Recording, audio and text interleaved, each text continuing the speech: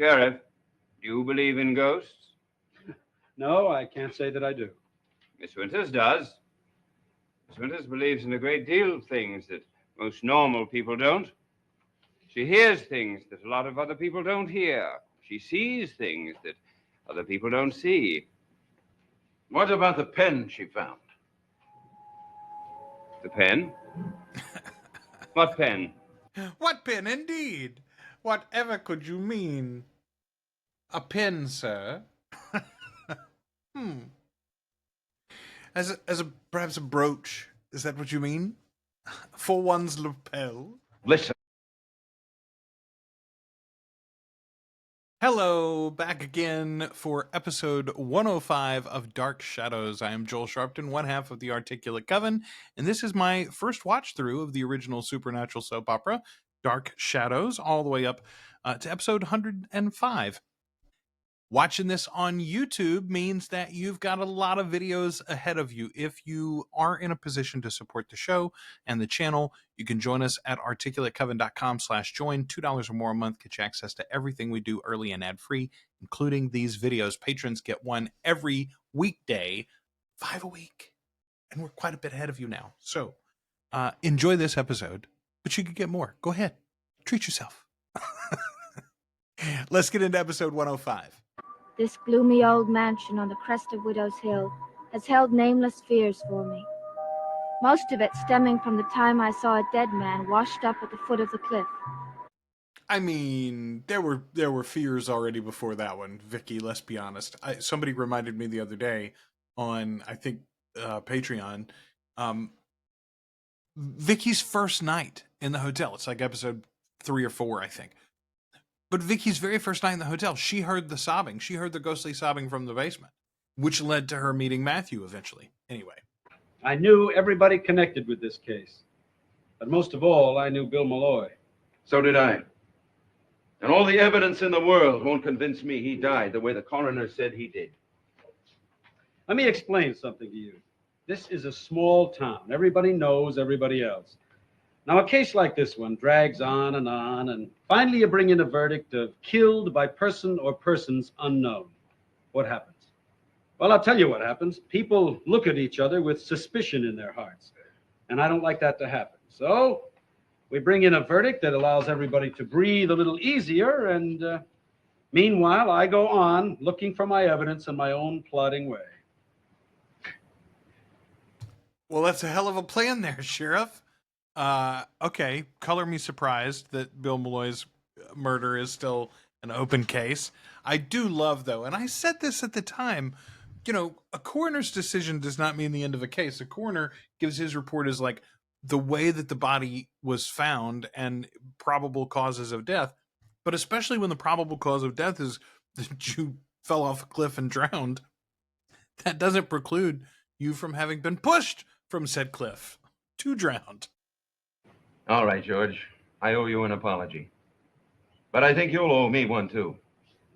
I found someone who has concrete evidence to offer. Vicky Winters. What, the young governess up at Collinwood? What does she know about it? Well, I want you to ask her that tonight. It's a little late to be paying a call up there, isn't it? Are you sure she knows anything? She knows enough so that a half an hour ago someone tried to kill her. All right, that's a great cold open. Excellent. Well done, gentlemen. Also, you guys know I'm a Sheriff George fan. Okay. Boy, still every time the fact that lettering is not straight on the screen bothers me. OCD. You say that someone tried to kill Miss Winters? That's right. I'll say Roger tried to kill Miss Winters. Anyone I might know? No, she doesn't have any idea who it is. But I do. You. Well, hello, Sheriff George. Direct address, you're going to break the fourth wall? Time out. Let's play Zach Morris. Well, obviously, I had a duplicate key. Well, that sounds logical. Was she injured? No, she screamed and frightened whoever it was away. I don't suppose she can identify the person. If she did, I wouldn't be here. I'd be after that guy. Did she actually see anyone at all? She saw a figure, no more, which means it wasn't the wind. It was a person. Well, were there any signs of anyone breaking into the house? No. Couldn't have been the kid, could it? No. The figure she saw was tall. Taller than David, Carolyn, even Mrs. Stoddard. Which pinpoints it pretty clearly on Roger Collins again, doesn't it? Can you think of anyone else? No, I can't. Not right off.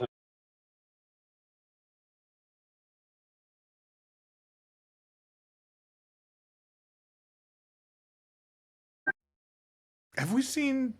Yeah, we've seen Elizabeth sewing before, I guess. She just doesn't strike me as someone who's got arts and crafts hobbies, to be very frank. Where have you been? Oh, it's a long time since you've waited up for me, Liz. That doesn't answer my question. I took a drive up the coast. No particular destination. I drugged our governess so she wouldn't go and report you to the police. Where were you about half an hour ago? Well, I think I was about a half an hour's drive from home. Why? You didn't run into Vicky, did you? I mean that figuratively, of course. Do you? Do you mean that figuratively, of course? I think someone trying to harm her. I wonder who it could be.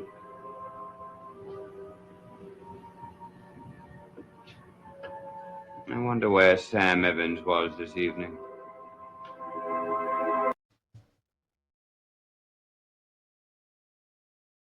I am so angry at Roger right now. You gonna blame it on the poor drunk? First of all, he didn't leave the bar that quickly. Also, the car was coming the other way. What is it that she knows? Well, it's circumstantial. Burke, that's not good enough. George, I know I can trust you to do the right thing, and I want you to trust me. I have a plan to bring on some real evidence out into the open. Evidence that won't be hearsay. All I want you to do is play along with me. Well, how long do we have to play this game? Not long. It could happen tonight. At Boy, I like Sheriff George and Burke teaming up. I'm very intrigued to see where this plan goes. I mean, it's got to have something to do with him getting Roger to bring the pen back out. Why would Roger do that, though? If you're thinking of Sam Evans, your theory is wrong. It isn't even a theory, Liz. It's simply idle speculation. Sam Evans couldn't be the one who tried to get into her room last night. Well, I suppose not. Still, we have absolutely no tangible proof that anyone did try. I have her word for it. That's proof enough for me. Yes, but there wasn't a sign of anyone in the hallway, and the door to the closed-off section of the house was locked. There's one other possibility. What's that? Say When the ghost of Bill Malloy appeared to Vicky, that door was locked also. That was nothing more than a hallucination, and you know it. That seaweed we found on the floor wasn't any hallucination. We both saw it. All right, good call on that, bringing that back up, because I hope we don't drop that thread. Yes, you really did. There was a tangible manifestation of the ghost. But no, this was not a ghost that tried to break into our bedroom. It was your brother.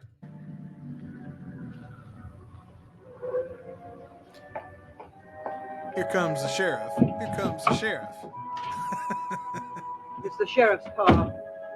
Will you open the door for him? Laugh-In fans going to love that one. And yes, I know it was the judge, but there was no judge yet in the show.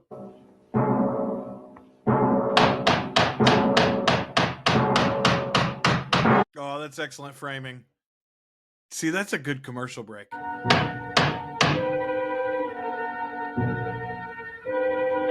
He's knocking like the police, as they say. You're always welcome, George, but I'm quite sure Burke knows what I feel about him. I would appreciate it if you'd ask us in just the same. Very well.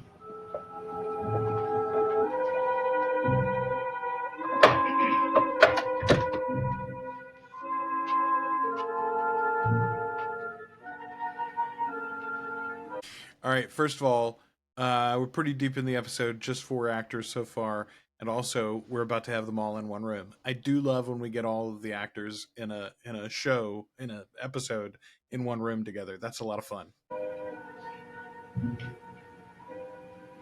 Well, can I offer you a drink, George, or are you on official duty? Oh, I'm afraid this has to be classified as duty. Thanks just the same, though. I'll save you the trouble of deciding whether to offer me one or not. I don't want to drink. I want to see Vicky Winters. I'm afraid that's impossible. Why? What do you mean? I've drugged her and put her to bed. I mean, does this kind of look fishy when you say I gave her a sedative and sent her to bed? Sheriff, do you believe in ghosts? No, I can't say that I do. Miss Winters does. Miss Winters believes in a great deal of things that most normal people don't.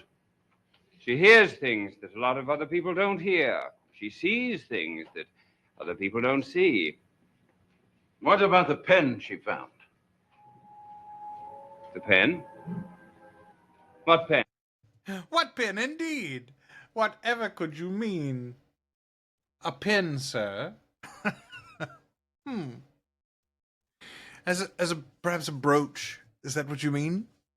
For one's lapel? Vicky found it. At the exact spot where Bill Malloy was killed.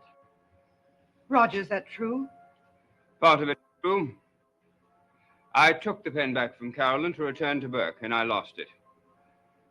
But I have no idea where I lost it, and I have no idea who found it. Vicky found it, and you know it. Yes, but someone else might have found it before Vicky and then lost it again. Who?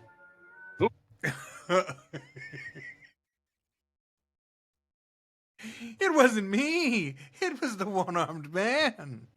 Is that what you intend to do, George? Take me to the office and question me? No, Mrs. Stoddard, it isn't. That wasn't what I had in mind at all. Do you deny that you told Vicky you lost the pen there? That you made up some fantastic story about meeting Bill Malloy and then discovering his body there? Do you deny that then you went on to the meeting and let us think that you knew nothing of Bill Malloy's death? Is that what she told you? Roger. Dude, like it's out now. Like Vicky's gonna back this up whenever she comes out of whatever drug Elizabeth's given her. Malloy wasn't dead when you got there. He wasn't dead until after you left him there. George, there isn't one shred of truth in anything he's saying, and you know it as well as I do. Now, either order him out of this house or take him with you when you go right now. Mrs. Stoddard, I had to come up here to find out about Miss Winters. Sheriff, may I have a look at the pen? At least I'd like to make sure that we are talking about the same pen. You knew that was a safe question. They're up here to flush you out, my man. They're on to you, Roger. I suggest that Mr. Devlin produces a pen that both Vicky and Carolyn can identify. Then you think we'd have something to talk about, is that it? Isn't that a reasonable request? I suppose so. Very well. Roger doesn't know there's several copies of this, and one of them belongs to Burke's lawyer. Well, then, Burke, when you find the pen, you can bring it here. But you can't come before. You certainly do make things simpler for me, Mrs. Stoddard.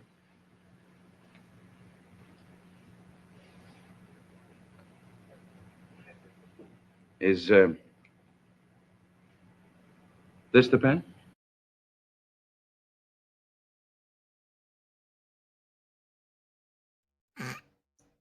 Is the pen you're talking about? Where did you get it? I don't think.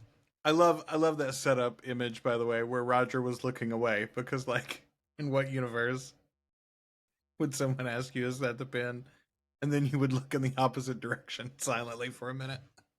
It matters. Roger, is that the pen you lost? It couldn't be. Why couldn't it be? Well, I mean, Because I buried it in the rose garden. it certainly resembles it. But no, I don't think it could be the same pen. Well, I didn't look at it that closely. I can't be expected to remember every little detail of a pen. Why not? You had plenty of time to look at it when you took it from Carolyn, when you stole it from Vicky. May I see it?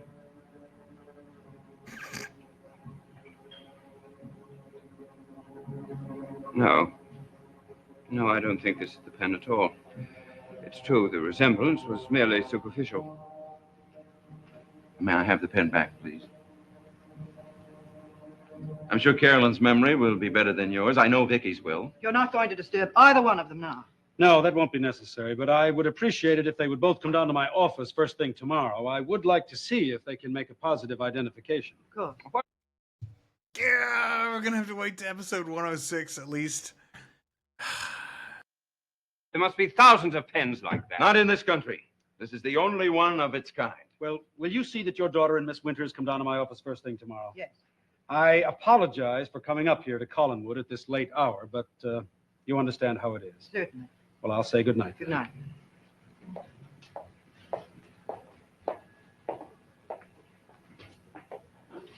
Good night. Pleasant dreams, Roger. Gonna get you, sucker! God, I really would love to see Roger get his comeuppance. I don't detest him yet in the same way that I detested Stefano, for instance, as a young person watching Days of Our Lives at home during summer vacation and when I was sick. But really do not care for Roger. Hey, this is the first time we've seen a cop car in this show, I'm fairly certain. Would you care to explain? No, I wouldn't. I don't think she's going to give you a choice, my man. It's just that she's built up this whole thing in her mind beyond all recognizable proportion. The sheriff seems to attach a great deal of importance to it. Oh, for heaven's sake, leave me alone. I have to think.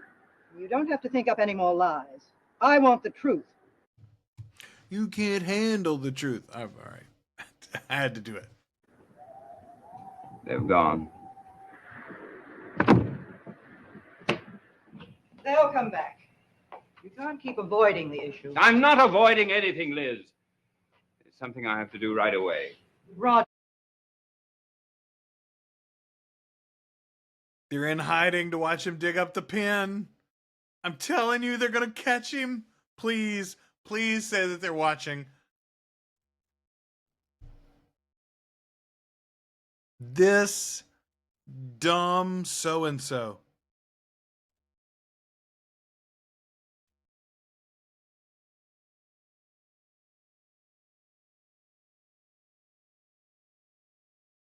Tell me you buried it deeper than that, Roger. Come on.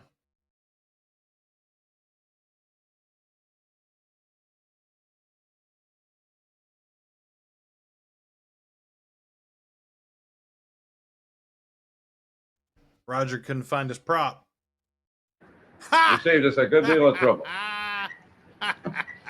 Well, how's that for concrete evidence?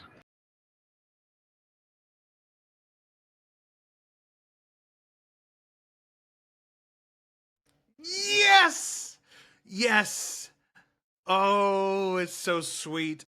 The only downside to that at all is the fact that we all have to now wait until Monday to watch the next episode if you're a patron. Folks, goodness gracious. I am so excited about where this story is going to go. I'm very hopeful that Roger's finally going to get his own bit of medicine here. And if you are watching these on YouTube, all you got to do is go to articulatecoven.com/join, and the next episode and so many more are already waiting for you. You'll get 5 every week, 1 every weekday at articulatecoven.com/join on our Patreon. There are even some annual options, so you can pay less than $2 a month when you break it down. Thanks to everybody who watches these and comments, no matter where you're watching them. Share them with a friend that also is in love with Dark Shadows, and subscribe to the channel if you don't already, so that you make sure and see everything that we do. I'll be back before you know it.